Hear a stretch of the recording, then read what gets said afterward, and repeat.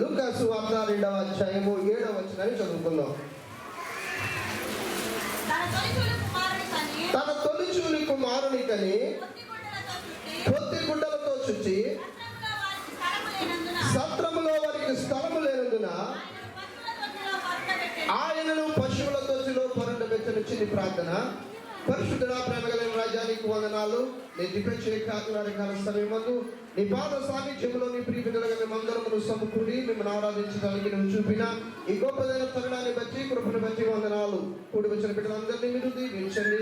ఈ క్రిస్మస్ నెలలో మొదటి ఆదివారం ముందు నీ ఊరు మాతో మాట్లాడండి. నీ శక్తివంతమైన నీ యొక్క అద్భుతమైన వాక్కు మమ్మల్ని వినిపించమని ప్రార్థిస్తా ఉన్నాను. నిలబడి నేను అల్పుడును తండ్రి, అభాగ్యుడను. నా నోచ మీ మాటలు ఉంచి నీ బిడ్డలందరికీ అవసరం వాక్యాన్ని అందించమని, నన్ను మీ అధీనంలోనికి మీ స్వాధీనంలోనికి తీసుకొని ఈ శక్తితో నింపుమని అడిగి ప్రార్థిస్తా ఉన్నాను తండ్రి. ఆమేన్. లూకా సువార్త 2వ అధ్యాయము 7వ వచనంలో చక్కని మాటలు మనం విన్నాం. తన తొలిచూలు కుమారునికని పొత్తి గుడ్డలతో చుచ్చి సత్రములో వారికి స్థలము లేనందున ఆయనను పశువుల తొట్టిలో పరుండబెట్టెను. కొద్ది నిమిషాలు నా మధ్యాహ్న కాల సమయంలో తొలిచూలి కుమారుడు ఏంటి? తొలిచూలు కుమారుడు. ఇంగ్లీష్లో ఏమన్నారంటే ఫస్ట్ బోర్న్స్ అన్నారు. ఏమన్నారమ్మా? First born son. దానికి తెలుగులో పర్యాయ పదాలు ఏంటంటే జ్యేష్ఠుడు అంటారు. ఏమంటారు? ఇంకొక మాట చెప్పారంటే వారసుడు అంటారు. ఇంకా చెప్పారంటే పెద్దోడు అంటారు. ఏమంటారు? ఇంకా బాగా డెప్త్గా చెప్పాలంటే ఆది సంభూతుడు అంటారు. ఇది తొలిచూలు కుమారుడికి చెప్పబడేటువంటి పర్యాయ పదాలు. మరి యేసు క్రీస్తు ప్రభువారు కూడా ఆ యొక్క కన్య మరి యొక్క గర్భాన్న తొలిచూలు కుమారుడిగానే పుట్టాడు కదా. ఈ యొక్క తొలిచూలు కుమారుడు లేదా జ్యేష్ఠుడికి కొన్ని ప్రత్యేకమైనటువంటి లక్షణాలు, హక్కులు ఉంటాయి. బైబిల్లో చూసినా, ప్రస్తుత సమాజంలో చూసినా జ్యేష్ఠుడికి జ్యేష్ఠత్వము ఒక హక్కుగా ఉంది. దేవునికి స్తోత్రం కలుగును గాక. మరి నేను అన్నయ్యగా పుట్టినందుకు చాలా సంతోషిస్తాను. ఎందుకంటే నాకు అన్నయ్య లేడు కాబట్టి, నేను ఎవడ మాట వినవలసిన పని లేదు కాబట్టి అలా పెరిగినాను. దేవునికి స్తోత్రం కలుగును గాక. మరి ఇక్కడ జ్యేష్ఠులు ఎంతమంది ఒకసారి చెప్పండి. అంటే అమ్మాయి అయినా అబ్బాయి అయినా ముందు పుట్టినవాడు, కుటుంబం పెద్దలు చేయొద్దండి. నేను చెప్తాను, మీకు ఎవడ మాట వినవలసిన పని లేదు. అవసరమైనప్పుడు వీటో అధికారాన్ని చెక్ పవర్ను వాడుకోవచ్చు మనం. అంటే నీదా నాదా మాట అన్నప్పుడు మన మాట గెలిపించుకోవచ్చు. దేనివల్ల? జ్యేష్ఠత్వం వల్ల.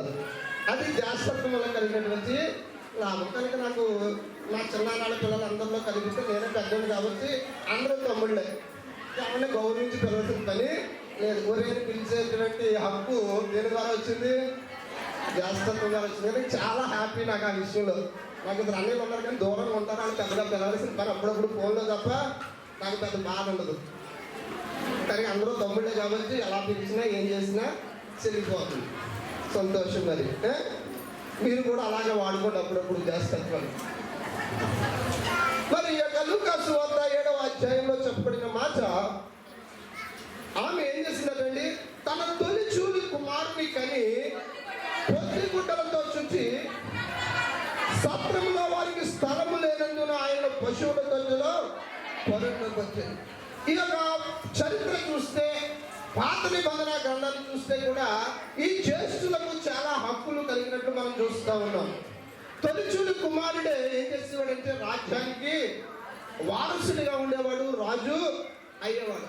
అవసరమైతే వాడే కొన్నిసార్లు ప్రాణాన్ని పోగొట్టుకోవలసిన పరిస్థితి కూడా వచ్చేది. ఎందుకంటే తల్లిదండ్రులు ఏదైనా మొక్కితే నా తొలిచూలు కుమారుణ్ణి లేదా నా తొలిచూలు కుమార్తెని నేను నీకు బలిగా ఇచ్చేస్తాను, అర్పణగా ఇచ్చేస్తానని తొలిచూలు కుమారుని గురించి చెప్పడము జరిగిందంటే వీడికి రెండు రకాలైనటువంటి బాధలు ఉన్నాయి. ఇటు హక్కులు ఉన్నాయి, ఇటు నష్టాలు కూడా వీడికి ఉన్నాయి కదండి. కొన్నిసార్లు అయితే యాషావు అనేటువంటి ఒక వ్యక్తి ఏం చేశాడంటే తన జ్యేష్ఠత్వపు హక్కునే అమ్మేసుకున్నాడు. సార్, తన జ్యేష్ఠత్వపు హక్కునే అమ్మేసుకున్నాడు. దేనికోసం? ఒక చిక్కుడుగా కూర కోసం తన జ్యేష్ఠత్వాన్ని అమ్మేసుకున్నాడు. వాడు అనుకున్నాడు, ఇది నోటి మాటతో ఇచ్చేస్తే పోయేది కాదు, నా జ్యేష్ఠత్వము నా దగ్గరే ఉంటుంది అనుకున్నాడు. కానీ పైనుంచి దేవుడు చూశాడు, వాడి మాటలు దేవుడు స్థిరపరిచాడు. జ్యేష్ఠుడు ఏం చేశాడంటే కనిష్ఠుడిగా చేసి పడేశాడు. దేవునికి స్తోత్రం కలుగును గాక. ఇలాగ బైబిల్లో ఇంకా మనం చూస్తే జ్యేష్ఠుడు కాకపోయినా సరే జ్యేష్ఠులుగా చేయబడ్డ వాళ్ళు కొంతమంది బైబిల్లో ఉన్నారు. జ్యేష్ఠులు కాకపోయినా వాళ్ళ తల్లిదండ్రుల యొక్క ఇష్టాన్ని బట్టి రెండో వాడిని మూడో వాడిని వాళ్ళు ఏం చేశారంటే జ్యేష్ఠుడిగా చేసినట్లు మనం చూస్తూ ఉన్నాం. మరి ఈ యొక్క లూకా సువార్తలో మాత్రము మన కొరకు 2020 సంవత్సరముల కొరకు ప్రతి తల్లికి ప్రతి తండ్రికి ఒక కుమారుడు పుట్టాడట. దేవునికి స్తోత్రం కలుగును గాక. నీకు ఎంతమంది కుమారులు ఉన్నా ఎంతమంది కుమార్తెలు ఉన్నా నీ ఇంటిలో తొలిచూలి కుమారుడు ఎవడంటే యేసుక్రీస్తు ప్రభువే. దేవునికి స్తోత్రం కలుగును గాక. ప్రతి ఒక్కరికి ఒక అన్న ఉన్నాడు. ఈవేళ ఆంధ్రప్రదేశ్ రాష్ట్రం అంతా ఒక అన్న పేరుతో మొగ్గుపోతుంది. ఏంటది? జగనన్న. ఏమనండి? జగనన్న. ఒక 3-4 సంవత్సరాల క్రితం చంద్రన్న పేరుతో మాకు ఆంధ్రప్రదేశ్ అంతా కూడా వెలిగింది. ఇప్పుడు జగనన్న కాలం నడుస్తూ ఉంది. ఈ జగనన్న 60 సంవత్సరాలు 70 సంవత్సరాలు అధిక బలం నుంచి దేవుడు ఆశీర్వదిస్తే 100 సంవత్సరాలు పరిపాలిస్తాడు. కానీ ఈ యేసు అనేటువంటి అన్న 2020 సంవత్సరాల నుంచి అనగానే ఉన్నాడు. దేవునికి స్తోత్రం కలుగును గాక. ఈ అన్న ఎప్పటికీ అన్న, చిన్నవాడికి అన్నే, పెద్దవాడికి అన్నే, 100 సంవత్సరాల ముదుసరికి కూడా ఈ యేసుక్రీస్తు ప్రభువు వారి కుటుంబంలో పుట్టిన జ్యేష్ఠుడే. అవును కదండి? మరి అందుకే దేవుడి వాక్యం సెలవిస్తా ఉంది, ఆయన భుజము మీద రాజ్యభారం ఉండును. ఏముంటదండి? కుటుంబంలో ఎవరి మీద భారం ఉంటుంది? ఎవరి మీద భారం ఉంటుంది? తల్లిదండ్రుల తర్వాత పెద్దవాడి మీదే భారం ఉంటుంది. ఉంటుందా ఉండదా? నాకు తెలుస్తుంది. ఏది? పెద్దవాడి మీద ఏ భారం ఉంటుందో నాకు తెలుసు. మరి నీ కుటుంబంలో నీకు అన్నలు ఉండొచ్చు, చెల్లెళ్ళు ఉండొచ్చు, తమ్ముళ్ళు ఉండొచ్చు, మరి ఎవరైనా బంధుమిత్రాలు ఉండొచ్చు. కానీ నీ కుటుంబంలో నీకు జ్యేష్ఠుడు ఎవరంటే పెద్దవాడు ఎవరు? యేసుక్రీస్తు ప్రభువు. యేసుక్రీస్తు ప్రభువు 2020 సంవత్సరముల క్రితము నీకు ఒక అన్నగా ఉండటానికి పుట్టాడు. నీ కుటుంబంలో ఒక జ్యేష్ఠుడిగా ఉండటానికి పుట్టాడు. అంటే నీ భారాన్ని మోయటానికి ఆయన పుట్టాడు. ఆయన భుజం మీద ఏముంటుందండి? రాజ్యభారం ఉంటుంది. ఆ యొక్క భుజము మీద నీ భారము నా భారము ఈ సర్వలోకం యొక్క భారము మోయించడానికి ఆయన ఎక్కడ పుట్టాడట? పశువులశాలలో పుట్టాడట. కొలస్సీలకు రాసిన పత్రిక 1వ అధ్యాయము 15వ అధ్యాయము 18వ వచనం చదువుకుందాం. కొలస్సీలకు రాసిన పత్రిక 1వ అధ్యాయము 15వ వచనం చదువుకుందాం. ఆయన అన్నిటికంటే ముందుగా ఉన్నవాడు, ఆయనే సమస్తమునకు. 1:15 చదువు.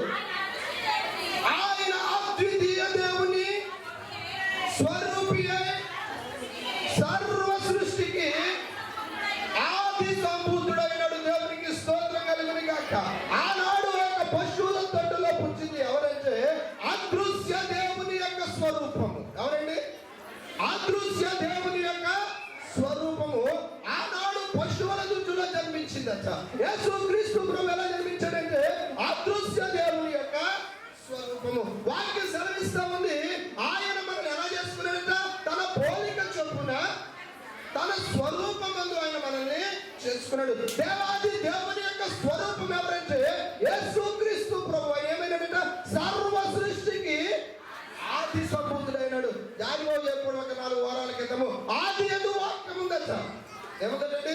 ఆ వాక్యమే దేవుడు అయినాడట.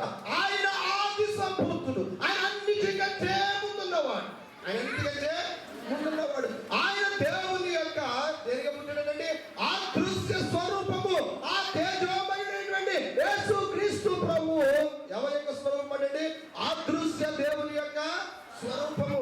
ఒక మాట నేను చెప్పగలను, ఆనాడు సీనాయి పర్వతం మీద ఆయన యెహోవా దేవుని యొక్క తేజస్సును ఈ మోషే ఏం చేయలేకపోయాడట? చూడలేకపోయాడు. ఆయన యొక్క మహిమను చూడలేకపోయాడు. కానీ దేవుడు ఏం చేశాడంటే ఆయన మహిమను అందరూ చూడాలి, ఆయన తేజస్సును అందరూ చూడాలని చెప్పేసి ఒక్క శిశువుగా పశువుల తొట్టులో జన్మించాడట. దేవునికి స్తోత్రం కలుగును గాక. మోషే ఏం చూడాలండి? మోషే చూడలేకపోయాడని దేవుడు బహుశా బాధపడి వచ్చాడు. కనుక నా మహిమను, నా ప్రభావవంతమైన తేజస్సును ప్రతివాడు చూడాలని ఆయన ఎలా పుట్టాడట? ఒక శిశువుగా తొలిచూలు కుమారుడిగా పుట్టాడు. తొలిచూలు కుమారుడిగా ఎందుకు పుట్టాడంటే ఆయన అన్నిటికంటే ప్రథముడు. ఆయన అన్నిటికంటే ప్రథముడు. మరి దేవుడు ప్రథముడు కనుక ఆయన నిన్ను నన్ను మనందరినీ కూడా అన్నింటిలోనే ముందుంచాలని కోరుకుంటూ ఉన్నాడు. దేవునికి స్తోత్రం కలుగును గాక. నువ్వు ముందు వరుసలోనే ఉండాలి. నువ్వు ఫస్ట్ సీట్ లోనే ఉండాలి. నువ్వు ఫస్ట్ సీట్ లోనే, ముందు వరుసలోనే, ముందు భాగంలోనే, ఫస్ట్ ర్యాంక్ లోనే అన్నింటిలో నువ్వు ఎలా ఉండాలంట? ముందుగానే ఉండాలన్నది దేవుని యొక్క సంకల్పం. ఎందుకంటే ఆయన అన్నిటికంటే ప్రథముడు. ఆయన అల్ఫయు, ఆయన ఓమేగా, ఆయన ఆదియును అంతమునైనాడు కనుక ఆయన అన్నిటికంటే ముందుగా ఉన్నవాడు. 18వ వచనం కూడా చదువు ఒకసారి. 17 చదువు. ఆయన అన్నిటికంటే ముందుగా ఉన్నవాడు, ఆయనే సమస్తమునకు ఆధారపుత్రుడు,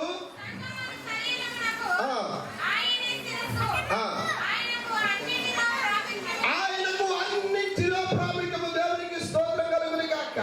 ఎందుకు యేసు క్రీస్తు ప్రభు జ్యేష్ఠుడిగా పుట్టాడంటే ఆయనకు అన్నిటిలో ఏముండాలండి? ప్రాముఖ్యత. ఎన్నిటిలో? అన్నిటిలో. భూమి మీద ఏ కార్యక్రమం జరిగినా, అది పెళ్ళైనా మరేదైనా ఏ కార్యక్రమమైనా, ఏ విషయమైనా సరే అందులో ఏముండాలట? అన్నింటిలో ఆయనకి ఏం కలగాలి? ప్రాముఖ్యత కలిగిన నిమిత్తము ఆయన ఆది అయ్యింది. దేవునికి స్తోత్రం కలుగును గాక. జ్యేష్ఠుడిగా పుట్టాడని అంటున్నాం కాదు, ఆయనే జ్యేష్ఠుడు. ఫస్ట్. ఆయనే మొదటివాడు. ఆయనే మొదటివాడు. ఆయనే కడపటివాడు. ఒకసారి మనము ఈ యొక్క చరిత్రను తిరగ చూస్తే ఏం జరుగుతుందంటే ఆయన పుట్టుకలో ఆయన లాగా పుట్టిన వాడు ఎవడు? ఆయన ఎందులో ఫస్ట్. ఆయనలో పుట్టినవాడు ఎవడైనా ఉన్నాడా? ఎవడు లేడు. ఆయనలాగా చనిపోయిన వాడు లేడు. అందులో కూడా ఆయనే ఫస్ట్. ఆయనలాగా తిరిగి లేచిన వాడు ఎవడు లేడు. అందులో కూడా ఆయనే జ్యేష్ఠుడు. ఆయనలాగా తిరిగి వచ్చేవాడు కూడా ఎవడు లేడు. అందులో కూడా ఆయనే ఫస్ట్. కనుక ఆయనే ఆది అంత. దేవునికి స్తోత్రం కలుగును గాక. యేసుక్రీస్తు ప్రభు ఎవరండి? ఆయన మొదటి వాడును, ఆయన కదపడు. ఆయనకి అన్నింటిలో ప్రాముఖ్యం కావాలి. ఎవరికి? మరి ఇప్పుడు చెప్పాను నేను, నా ఇచ్చిందంత ఎవరు? యేసుక్రీస్తు ప్రభు మనం ఒప్పుకుంటున్నాం. మరి ఆయనకి మనం అన్నింటిలో ప్రాముఖ్యత ఇస్తున్నామా అండి? కొన్నిసార్లు మనకు నచ్చితే ఇస్తాం, కొన్నిసార్లు నచ్చకపోతే మనం అది కాదట. ఆయనకి నీ జీవితంలో ప్రతి కార్యక్రమంలో ఏముండాలంటే ఆయనకు ప్రాముఖ్యత కావాలి. ఆయనక ప్రాముఖ్యత కావాలంటే చూడండి, చదువు ఒకసారి. ఆయనకు అన్నింటిలో ప్రాముఖ్యత కలుగు నిమిత్తము ఆయన ఆది అయ్యుండి మృతులలో నుండి లేచుటలో ఆది సంభూతుడాయను. చాలు. ఆయన మృతులలో నుంచి కుటుంబంలోనూ ఆది సంభూతుడే కదా. మృతులలో నుండి లగతంలో కూడా ఆయన ఆది సంభూతుడే. మరణమును జయించి లేచిన వాడిలో ఆయనకి ఎలా లేచిన వాడు ఎవడు లేదట. పుట్టడం కూడా ఎలా పుట్టినట? ఇదిగో కన్యక గర్భవతి అయి పరిశుద్ధాత్మ ద్వారా కుమారుని అంతే కదండి. ఇలాగా పరిశుద్ధాత్మ ద్వారా గర్భవతి కుమారుని కన్నవాళ్ళు ఎవరైనా ఉన్నారా? ఎవరు లేదు. ఇందులో కూడా ఎవరంటే ఆయన ప్రథముడు, ఆయన జ్యేష్ఠుడు. ఇంకొక మాట మనం చూద్దాం. ఏప్రిల్ రాసిన పత్రిక 1వ అధ్యాయము 2వ వచనం చదువుకుందాం. ఏప్రిల్ రాసిన పత్రిక 1వ అధ్యాయము 2వ వచనం. ఆ దినముల అంతమునందు కుమారుని ద్వారా ఒకటి చదువు. పూర్వకాలమందు నానా సమయములలోను నానా విధములుగాను ప్రవక్తల ద్వారా మన పితరుల ద్వారా మాట్లాడిన దేవుడు ఈ దినముల అంతమందు కుమారుని ద్వారా మనతో మాట్లాడిన దేవునికి స్తోత్రం కలుగును గాక. యేసు క్రీస్తు ప్రభు ఈ లోకానికి ఎందుకు వచ్చాడంటే ఆ పూర్వకాల సమయమందు దేవుడు నానా సమయాల్లో నానా విధమైనటువంటి ప్రవక్తలను వాడుకొని వారితో మాట్లాడాడు. ఈ యొక్క కొత్త నిబంధన కాలంలో ఈ క్రీస్తు సంఘములో దేవుడు ఎవరితో మనతో మాట్లాడతాడంటే తన ప్రియ కుమారుడు యేసు క్రీస్తు ప్రభు ద్వారా. దేవునికి స్తోత్రం కలుగును గాక. ఆనాడైనా నానా విధమైన సమయాల్లో దేవుడు ప్రవక్తలను వాడుకున్నాడట. ఈ వేళ నీతో నాతో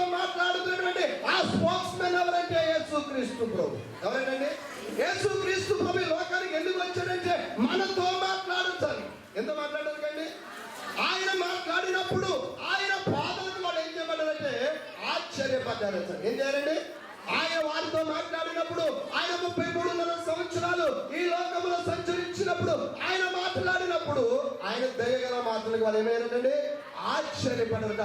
ఆయన మాటలు రోగులు స్వస్థపరిచిన మాటలు, ఆయన మాటలు కృంగిన వారిని లేవనెత్తినటువంటి మాటలు. ఈ హెబ్రీ గ్రంథకర్త అంటూ ఉన్నాడు, నానా విధమైన సమయాల్లో ఏం చేసినట్టు ఆయన నానా విధములుగా ప్రవక్తల ద్వారా ఈ దినములంతమందు తన కుమారుని ద్వారా మనతో మాట్లాడిన ఆ కుమారుడు ఎవరంటే తొలి చూలు కుమారుడు. దేవునికి స్తోత్రం కలుగును గాక. ఏలయనగా మనకు శిశువు పుట్టెను, మనకు తొలి చూలు కుమారుడు అనుగ్రహం. ఏ కుమారుడు ఇచ్చబడ్డాడు?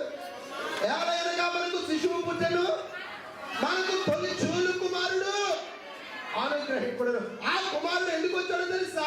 మనతో మాట్లాడటానికి, నీ మనస్సు ఎరిగి నీతో మాట్లాడటానికి, నీ హృదయం ఎరిగి నీతో మాట్లాడటానికి, నీ హృదయ బాధలు ఎరిగి నీతో మాట్లాడటానికి ఆయన ఈ లోకానికి వచ్చేటట్టు. ఇంకా చదువమ్మా.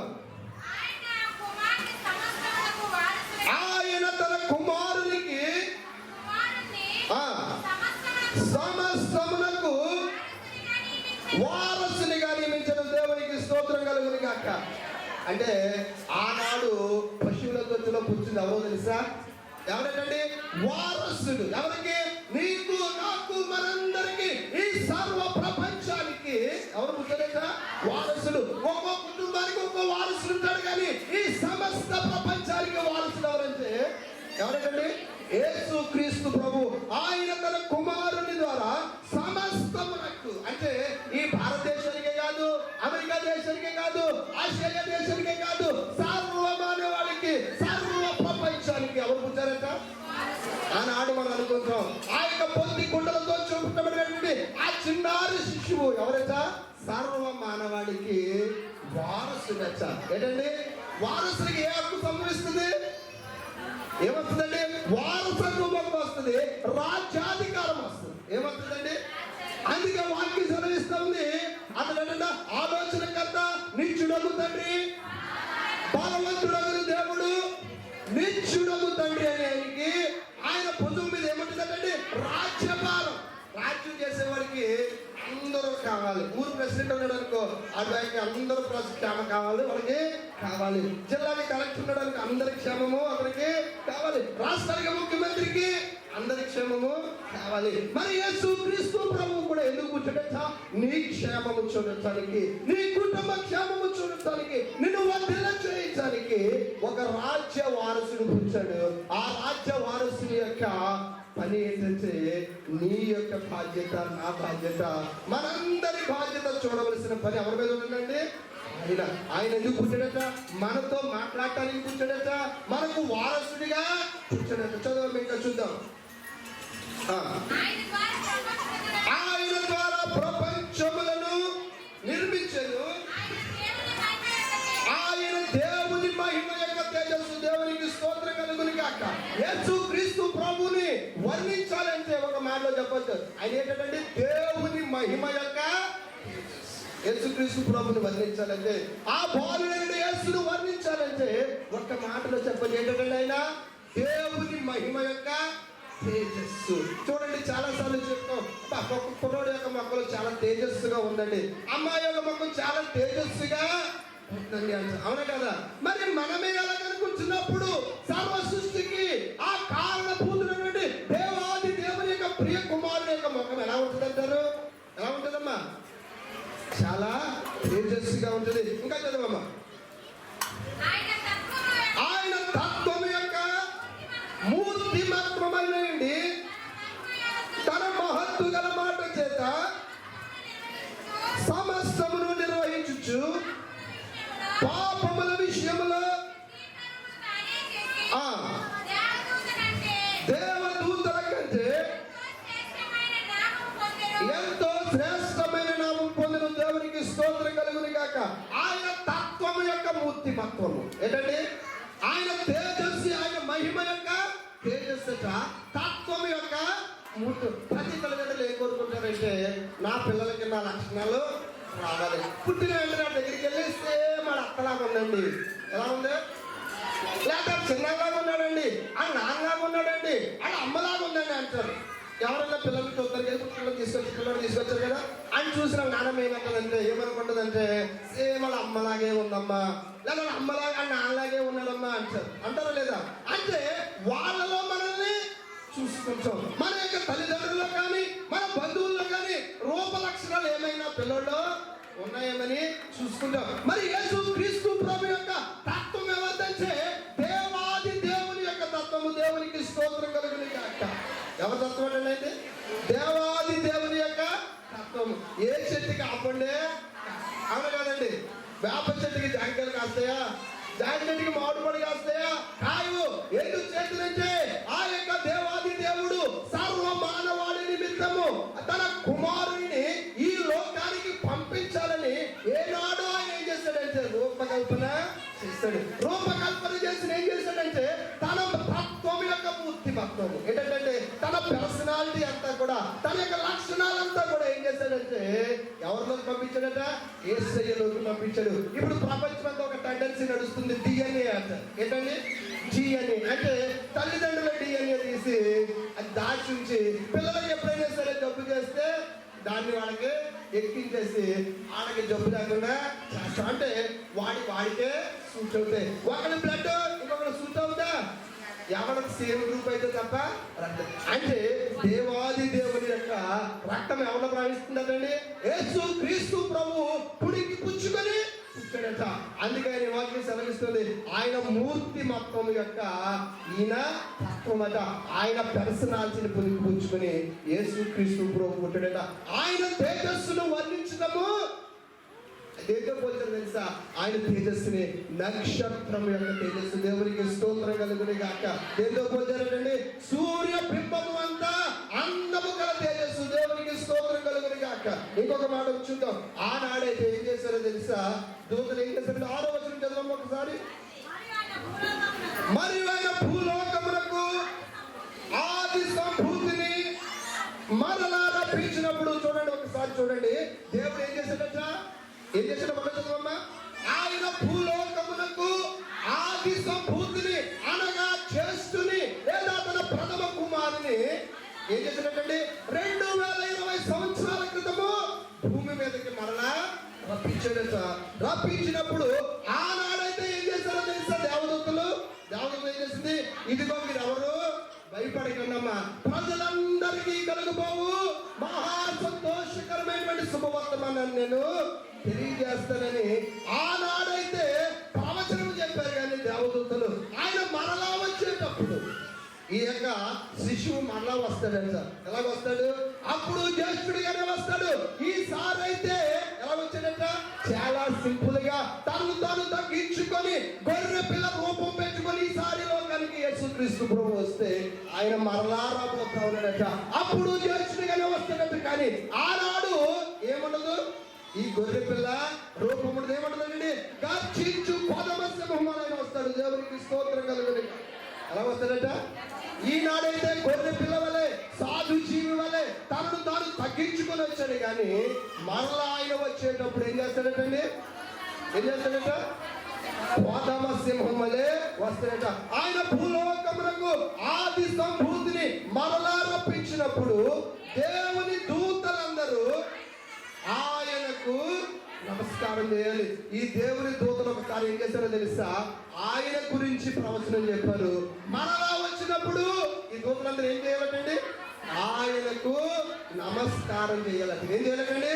నమస్కారం. ఇంకొక మాట మనం చూద్దాం. కీర్తన గ్రంథము 93వ అధ్యాయము 1వ వచనం చదువుకుందాం. 93వ అధ్యాయము 1వ వచనం.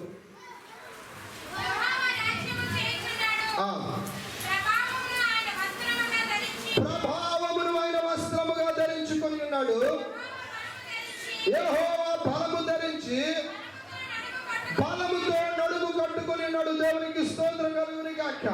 ఏం ధరించుకున్నాడంటే ప్రభావమును ఆయన వస్త్రంగా ధరించుకున్నాడు. ఆనాడు మనం చదువుతా ఉన్నాం ఏమనంటే ఆయనను పొత్తి గుడ్డలతో చుట్టి ఏం చేశాడండి? సక్రమంగా స్థలము లేనందున పశువుల తొట్టులు ఆయన్ని ఏ గుడ్డలతో చుట్టారట? పొత్తి గుడ్డలతో చుట్టారు. కానీ దేవుని వాక్యం సెలవిస్తా ఉంది ఆ పొత్తి గుడ్డకు మరొక పేరు ఏంటంటే ప్రభావవంతమైన వస్త్రాలు. దేవునికి స్తోత్రం కలుగును గాక. ఆనాడు ఆయన ఏం ధరించుకున్నాడట. దేన్ని? ప్రభావాన్ని ఆయన వస్త్రంగా ధరించుకున్నాడట. ఆ యొక్క 12 సంవత్సరాల నుంచి ఆ యొక్క వ్యాధితో బాధపడుతున్నటువంటి ఆమె ఆయన యేసును ముచ్చుకున్నప్పుడు యేసుక్రీస్తు ప్రభువు ఏమన్నా తెలుసా? ప్రభావము నాలో నుంచి ఆయన పుట్టుకతోనే ఏం పట్టుకుంటున్నాడంటండి? ప్రభావమును ధరించుకున్నాడు. అందరూ అనుకుంటారు యేసయ్యకి బట్టలు లేవు బాబు, పొద్దుగొడవలతో చుట్టాలని బాధపడతారు. మనం బాధపడటం మంచిదే, కానీ ఆయన చుట్టబడిన వస్త్రము పేరు ఏం పేరేంటి? ప్రభావం అనేటువంటి వస్త్రాన్ని ధరించుకున్నాడంట. ఇంకొక మాట మనం చూస్తే యెహోవా బలము ధరించి ఏం ధరించుకున్నాడంట? ఆయన ఏం ధరించుకున్నాడట? బలము ధరించుకున్నాడు. అందుకని ఏం పేరేటండి? బలవంతుడైన దేవుడు. దేవునికి స్తోత్రం కలుగును గాక. అర్థమవుతుందమ్మా? కోరుకుంటుందా? రెస్పాన్సిబిలిటీ గట్టిగా చెప్పండి. హల్లెలూయా. అర్థం కాకపోతే చెయ్యొద్దు. ఆమె ఓకే. ఏం ధరించుకున్నాడంటే దేవుడు? వస్త్రాలు ఏమో పొద్దుపొట్టులో చుట్టేసి పాపం వేసుకోమని అనుకుంటున్నారు, కానీ ఆయన ఏం ధరించుకున్నాడట? ప్రభావమును ధరించుకున్నాడట. ఇంకా ఏం ధరించుకున్నాడంటే పైన ప్రభావం వేసుకున్నాడు, కింద ఏం వేసుకున్నాడంటారా? బలమును ధరించుకున్నాడట. అందుకే ఆయన ఏమన్నాడట? బలవంతుడగు దేవుడు.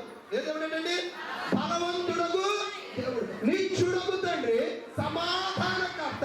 ఈ భూమి మీద సమాధానమును కలిగించడానికి ఆయన ఈ లోకానికి వచ్చాడు. వాక్యం సందర్శిస్తుంది. నేను వచ్చేటప్పటికి నేను సమాధానం కలిగించడానికి లోకానికి వచ్చాను, కానీ నేను వచ్చేటప్పటికి భూమి మీద నేను సమాధానాన్ని కనుగొందిన. ఇవాళ అక్కడికి చెరిగి పడట్లేదు, అన్నకి తమ్ముడికి పడట్లేదు. అర్థందా? కుటుంబంలో సమస్యలు, స్నేహితుల మధ్య ఘర్షణలు, తోటి గొడవల మధ్య గొడవలు, చిన్నపిల్లలకే పడతారు, కిచెన్కి లీడియాకే పడతలేదు. 10 నిమిషాలకు ఒకసారి కొట్టుకుంటున్నారు. దేవుడు అన్నాడు ఏమన్నాడంటండి? నేను భూమి మీద సమాధానమును కలిగి ఉండిన, సమాధానము లేని వారికి సమాధానం ఇవ్వటానికి యేసుక్రీస్తు ప్రభువు ఈ లోకానికి వచ్చాడట. బలహీనులను బలవంతులుగా చేయటానికి యేసుక్రీస్తు ప్రభువు ఈ లోకానికి, ఆలోచన లేని వారికి ఆలోచనకర్తగా ఉండటానికి యేసుక్రీస్తు ప్రభువు ఈ లోకానికి వచ్చాడట. ఎంతమంది వాళ్ళలో స్టార్ ఎట్టుకున్నారు చెప్పండి ఒకసారి. ఎంతమంది ఇంటి దగ్గర స్టార్ ఎట్టారు? ఎంతమందికి ఇంటికి ఒక్క పెట్టుకున్నారా? 10-20% కూడా లేదు. ఈ వేళలో వచ్చినట్టు నేను ఇన్సిడెంట్ జరిగింది. కుటుంబంలో వచ్చాడు మా ఇంటికి. వాళ్ళ మా డాడీ ఎప్పుడు అలాగే ఎవరు వచ్చినా ఇస్తా ఉంటాడు. అది చూసి నేను గిన్నె ఆడు సౌండ్ అయితే మా అమ్మాయికి పంపించి డబ్బులు ఇచ్చాడు. ఆడు మా ఇంటి దగ్గర పెట్టిన స్టార్ని బట్టి దేవుని భక్తునికి మేలు జరగాలని కోరుకున్నాడు. దేవునికి స్తోత్రం కలుగునిగా.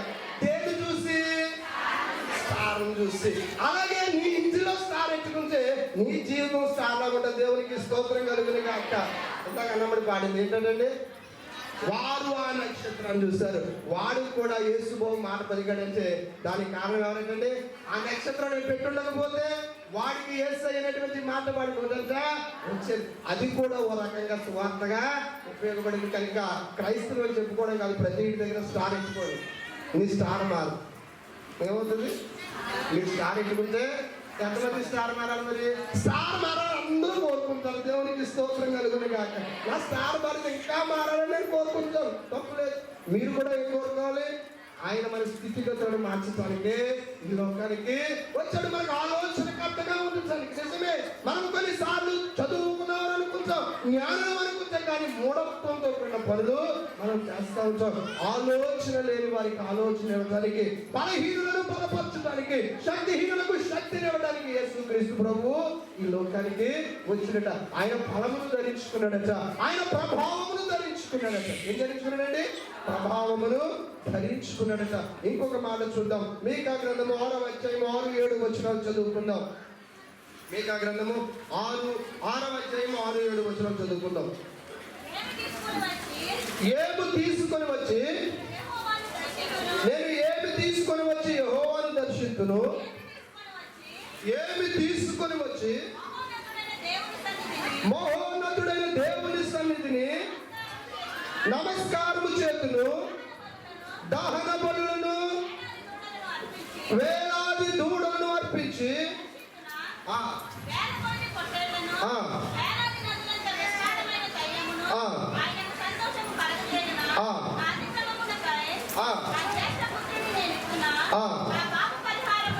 నా పాప పరిహారమునకై నా గర్భ ఫలమును నేను ఇచ్చిన దేవునికి స్తోత్రం కలుగును గాక.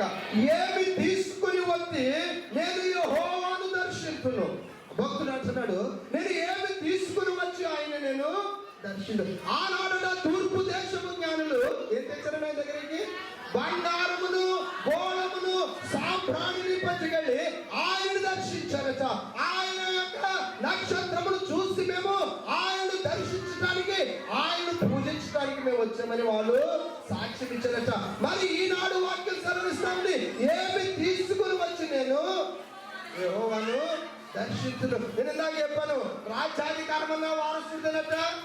ఒక్కొక్కసారి ఆయన పాత నిబంధనలో చూస్తే దేవుని యొక్క సంహారపు దూత వచ్చి వాటిని సంహారం చేసేటప్పుడు ఎవరిని చంపేస్తారంటే ఫస్ట్ ఎవరిని చంపేస్తారండి అంటే అధికారం అనుభవించేవాడు ఈడే, చచ్చిపోవలసి వచ్చినప్పుడు చచ్చిపోయేవాడు ఈడే. చాలా మంది అంటూ ఉంటారు, నా జ్యేష్ఠ కుమారుణ్ణి నీకు ఇచ్చి నేను నీ రుణాన్ని, నువ్వు నీ జ్యేష్ఠ కుమారుని ఇవ్వాల్సిన పని లేదు, నీ జ్యేష్ఠ కుమారుని అర్పించవలసిన పని లేదు. ఎందుకంటే అందరి జ్యేష్ఠ కుమారుడు కొలవలసిన అర్పించబడ్డాడు. దేవునికి స్తోత్రం కలుగును గాక. ఎవరంటే నీకు ఇవ్వాల్సిన పని ఇంకా లేదు. వాక్యం సెలవిస్తా ఉంది పాత నిబంధనలో. మరొకసారి చదవమ్మా. ఏమి తీసుకుని వచ్చి నేను యెహోవాను దర్శించును, ఏమి తీసుకుని వచ్చి మహోన్నతుడైన దేవుని సన్నిధిని నమస్కారము చేతును, దహన బలులను, ఏడాది దూడలను అర్పించి దర్శించిన, వేల మంది పొట్టేళ్లను, వేలాది నదులంత విస్తారమైన తలేమును ఆయనకు సంతోషము కలుగున నా అతిక్రమముల నిమిత్తము. దేవునికి స్తోత్రం కలుగును గాక. ఎవరి అతిక్రమం నిమిత్తమండి? అంటే అతిక్రమాలు జ్యేష్ఠుడు అర్పింపడితే అయిపోతాయా? మన పాపాలు ఒక జ్యేష్ఠుడిని అర్పిస్తే పోతాయా? అంటే మా డాడీ మా అమ్మ యొక్క తప్పులు నన్ను అర్పించేస్తే పోతాయా? అమ్మ ఇంటి పెద్ద కొడుకునో పెద్ద కూతురునో బలిచ్చేస్తే పోతాయా? ఏం చేయాలండి? మనందరి పాపముల నిమిత్తము, మనందరి శాపముల నిమిత్తము, మనందరి దోషముల నిమిత్తము అందరికీ జ్యేష్ఠ కుమారుడు యేసుక్రీస్తు ప్రభు ఏం చేయాలండి? అర్పించబడాలి. ఏం చేయాలండి? ఆయన అర్పించబడాలి. అందుకే మీకా భక్తుడు ముందుగానే చెప్పాడు, నా జ్యేష్ఠ కుమారుని అర్పిస్తే నీకు నేను రుణాన్ని తీర్చగలనా? నిజమే. మనము మన జ్యేష్ఠ కుమారుడు ఆయనకు అర్పిస్తే, మన జ్యేష్ఠ కుమారుడిను ఆయనకు అర్పిస్తే ఆ యొక్క రుణము తీరదు, ఆ పాప భారము పోగగానే యేసుక్రీస్తు ప్రభు అయినటువంటి అందరి జ్యేష్ఠ కుమారుడు ఆ యొక్క శిలువ మీద అర్పించబడినప్పుడు ఏమైందండి? మన శాపము పోయింది, మన పాపము పోయింది, మన యొక్క పాప దోషము అడిగి వేయబడింది. కనుక మనం అంతా ఉంచాం. ఈ యొక్క జ్యేష్ఠులు ఏమంటారంటే వాళ్ళ యొక్క రక్తం యొక్క ప్రథమ ఫలమచ్చ. అందరి యొక్క జ్యేష్ఠుడు ఎవరంటే యేసుక్రీస్తు ప్రభు. ఆయన ఏం చేయబడట? నీ కొరకు నా కొరకు మన దోషాన్ని, మన అపరాధముల నిమిత్తం ఏం చేయబడటండి? ఆయన పనిచేయడు. మన దోషాన్ని ఆయన భరించాడట. ఎందుకు? ఆయన జ్యేష్ఠుడిగా పుట్టాడు కనుక నీ కుటుంబ భారాన్ని ఆయన చూస్తాడు. నీ మీద పడవలసిన దాన్ని ఆయన తన మీద వేసుకోవడానికే ఈ లోకానికి ఎలా వచ్చాడంటే జ్యేష్ఠుడిగా వచ్చాడు. ఎలా వచ్చాడట? జ్యేష్ఠుడిగా వచ్చి జ్యేష్ఠుడి యొక్క బాధ్యతను నెరవేర్చడం లేదా? ఇంకొక మాట మనం చూద్దాం. రోమిలికి రాసిన పత్రిక 8వ అధ్యాయం 29వ వచనం చదువుకుందాం. రోమిలికి రాసిన పత్రిక 8:29. రోమిలికి రాసిన పత్రిక 8:20. ఎందుకనగా ఎందుకనగా తన కుమారుడు అనేక సహోదరులలో జ్యేష్ఠుడగునట్లు ఏమవ్వాలంటే దేవుని యొక్క ఉద్దేశం చూడండి. తన కుమారుడు అందరిలో ఏమవ్వాలండి? అనేక మంది సహోదరులలో జ్యేష్ఠుడగునట్లు దేవుడు ఎవరిని ముందుగా ఎరుగను వారు తన కుమారునితో సారూప్యము గలవారుకు వారిని ముందుగా నిర్ణయించను. దేవునికి స్తోత్రం కలుగును గాక. అంటే దేవుణ్ణి ఎలా నిర్మించినట్టు? ఆయన ముందుగానే ఎవరిగా? జ్యేష్ఠుడిగా. ఎలాగండి? జ్యేష్ఠుడిగా. మరి మనకి కలుగుతున్న భాగ్యం ఏంటంటే ఆ జ్యేష్ఠుడితో మనం కూడా ఏమైపోతామంటే సారూప్యము గలవారం అయిపోతాం. అంటే ఆయనకు వచ్చిన హక్కులు, ఆయనకు ఉన్నటువంటి అన్ని లక్షణాలు మనకి కూడా వస్తాయి. ఆయనకి లాగా మనం అయిపోతాం. ఏమైపోతాండి? ఆయన పోలికలోకి, ఆయన స్వరూపంలోకి మనం ఏమవుతామండి? ఆదిపోతాం. కనుక దేవుడు ముందుగా ఏం చేశాడండి? ఆయన తన స్వారూప్యమందు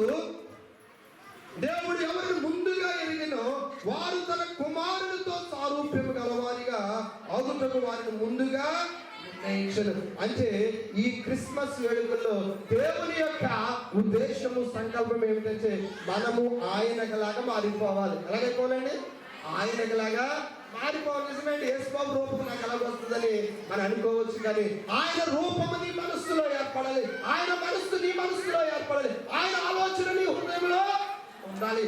ఆయన మాట నీ నోట రావాలి. అంతేగాని క్రిస్మస్ వస్తా ఉంటాయి, విడిపోతా ఉంటాయి. మనము ఎంతగా క్రీస్తు రూపంలోకి మారుతున్నాం అన్నదే ప్రతి క్రిస్మస్ రోజు మనం తెలుసుకోవాల్సిన పని. ఈ క్రిస్మస్ నుంచి వచ్చే క్రిస్మస్ కి, వచ్చే క్రిస్మస్ నుంచి ఆ క్రిస్మస్ కి, లేకపోతే పోయిన క్రిస్మస్ నుంచి ఈ క్రిస్మస్ కి మనం ఎంత అభివృద్ధి చెందామో మనం చూసుకుంటూ ఉంటాం. పోయిన సంవత్సరం ఇల్లు ఉంది, ఈ సంవత్సరం ఇల్లు లేదు, పోయిన సంవత్సరం అది ఉంది, ఇది లేదని కోరుకుంటున్నాం. మన భక్తి జీవితంలో కూడా క్రీస్తులోనికి, క్రీస్తు స్వరూప్యంలోనికి, క్రీస్తు పోలికలోకి మనం ఎంతగా మారం, ఎంతగా ఆయన మనలో ఉంటున్నాడు, ఆయన మాటలు మనం ఎంతగా వింటా ఉన్నాము. మనం కూడా ఎప్పటికప్పుడు బేరీజు వేసుకుంటూ ఉంటే యేసు క్రీస్తు ప్రభువు ఎప్పుడు నిన్న నేడు నిరంతరము ఏకరీతిగా ఉన్న దేవుడట. ఆయన ఎప్పుడు నీలో ఉండటానికి, ఎప్పుడు నీలో ఉండటానికి, ఎప్పుడు నీ ఎందుకు సంతోషించడానికి ఆయన ఇష్టపడే దేవుడట. ఆయన ఎక్కడ పుట్టాడండి? పశువుల పాక. పశువుల పాక మనం చూస్తే ఎంత కుళ్ళి కప్పు పడుతుందండి, ఎంత పడుతుందా? చాలా భయంకరమైన పశువులతో వచ్చే కుడితేస్తారు, అది తినేసి అన్ని పట్టుకెళ్ళి పాడేస్తారు. అయినా పాపం పశువులు తింటే అలాంటి దాంట్లో పడుతుంది. మరి మన హృదయము అంతకంటే భయంకరమైంది. మన హృదయము అంతకంటే మనుష్యుడి యొక్క హృదయము అత్యంత భయంకరమైనట. దీనికి భయంకరమైన జబ్బు ఉందట. అనేకమైనటువంటి మందులు వేసినా సరే ఈ జబ్బులు అలాంటి దాంట్లో పుట్టడానికి ఇష్టపడిన యేసయ్య నీ యొక్క హృదయం ఎంత మురికిదైనా, ఎంత పాపించిదైనా సరే నీ హృదయంలోకి వచ్చి ఆయన అందులో ఉండటానికి, నీ కుటుంబంలో జ్యేష్ఠుడిగా ఉండటానికి, నీ ఇంటిలో నీకు ప్రథమ కుమారుడిగా ఉండటానికి ఆయన ఇష్టపడతా ఉన్నాడు. అలాగే ఇష్టపడితే యేసుని ఏం చేయాలంటే, ప్రభువా నీవే నా జ్యేష్ఠ కుమారుడికి ఒక మాట చెప్పి నేను ముగిస్తాను. ఏప్రిల్కి రాసిన పత్రిక 12వ అధ్యాయం 23వ వచనం చదువుకుందాం. ఏప్రిల్ రాసిన పత్రిక 12:23. పరలోకమందు రాయబడి ఉన్న జ్యేష్ఠుల సంఘం. చాలా పరలోకమందు ఒక సంఘం ఉందండి. ఎవరికంటండి? జ్యేష్ఠులకి ఏముందండి? ఈ సంఘం. ఈ సంఘానికి హెడ్ ఎవరు? యేసు క్రీస్తు ప్రభు. ఎవరండి? జ్యేష్ఠుల సంఘానికి హెడ్ ఎవరైతే యేసు క్రీస్తు ప్రభువు. నిన్ను నన్ను కూడా ఆయన జ్యేష్ఠులుగా చేసి ఆ జ్యేష్ఠుల సంఘంలో ఆయనతో పాటు ఉంచుకోవడానికి ఈ జ్యేష్ఠుడైన యేసయ్య ఇష్టపడతా ఉన్నాడట. కనుక యేసుని మనం ఏం చేయాలండి? జ్యేష్ఠుడిగా నువ్వే నా ప్రథమ కుమారుడు అని చెప్పేసి, నువ్వు నా కోసమే కూర్చోమని చెప్పేసి ఎప్పుడు ఆయనకి అన్నింటిలో అగ్రతాంబూలం ఇచ్చినట్లయితే దేవుడు మనల్ని దీవించి ఆశీర్వదించేవాడు అన్నాడు. ఈ క్రిస్మస్ సందేశాన్ని దేవుడు దీవించును గాక.